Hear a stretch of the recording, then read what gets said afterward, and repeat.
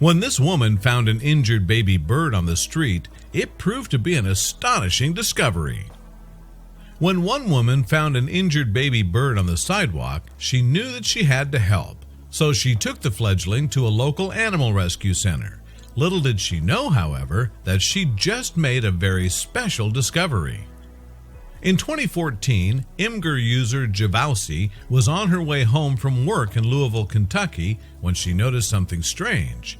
You see, there on the sidewalk was a tiny little bird, and Javausi instinctively knew that the animal was in trouble. So Javausi approached the bird to get a better look at what was going on. As the woman edged nearer, she thought that the animal might fly away in fright. The bird, though, simply puffed up its chest and backed off. And that was when Javausi realized that the bird was just a baby, and therefore was probably unable to fly. The rescuer reasoned then that the little creature had most likely fallen from his nest and was unable to get back there. Moreover, on a closer inspection, Javausi could see that the fledgling was in fact a bird of prey. As a result, Javausi decided to contact Raptor Rehab in Louisville. The nearby nonprofit organization rescues up to 300 hurt, orphaned, and sick birds of prey each and every year. Furthermore, of the birds that the center rehabilitates, more than 60% are released into the wild. Raptor Rehab began work in the 1980s and has always been run by an army of volunteers. However, the rescue organization do rely on members of the public to contact them about injured birds. Often the animals have been hit by cars or they've flown into windows. But those hazards aren't the only dangers that raptors face. Indeed, despite there being laws in place to protect the birds, Raptor Rehab have rescued animals that people have poisoned or even shot. Another problem that the staff at the shelter face is imprinting. Often when people rescue young birds, the fledgling looks at the human and believes that they're their parent. Sadly, in these cases, the animals think that they are human and will therefore never be suitable for release. With that in mind, Javausi had to be extremely cautious while transporting the little bird that she'd found, so she carefully captured the fledgling in a blanket before securing him in a dog crate. Now she could easily transfer the bird without having to handle him too much. And on their way to the shelter, Javausi kept a close eye on the chick. He didn't appear to be injured, though he was very frightened, she reported on Imgur. They told me that the way he was lying on his side was a way of playing dead, so predators would lose interest. When the pair arrived at Raptor Rehab, Javausi hoped that she may have saved the little bird's life. Indeed, staff told her that it was unlikely he would have survived where she'd found him in downtown Louisville. There, the chick would have had to battle traffic and stray cats, and he had no mother to protect him.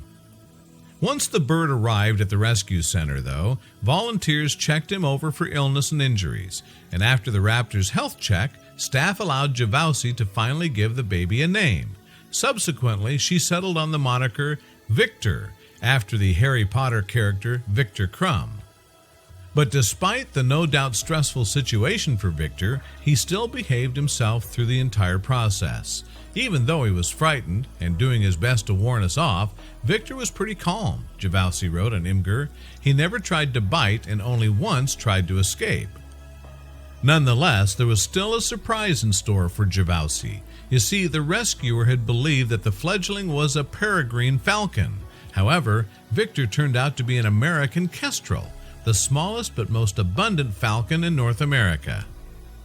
Yet despite currently being quite common, the American kestrel's future is far from certain.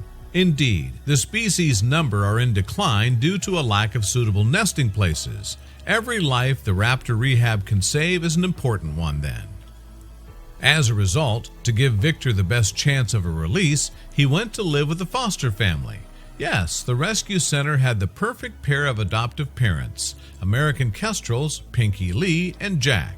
Unfortunately, the duo aren't suitable for release themselves, though, owing to the fact that they have been imprinted. Someone had attempted to train them for falconry, but eventually gave up and took them to Raptor Rehab.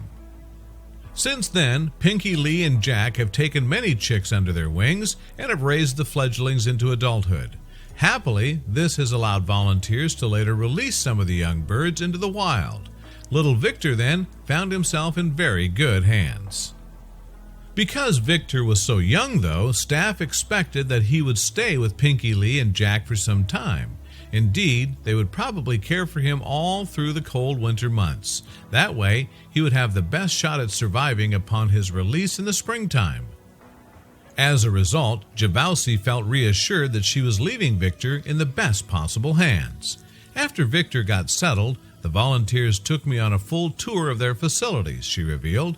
They take great care of these majestic creatures. Many of their rescues have long since exceeded the captive life expectancy for their species.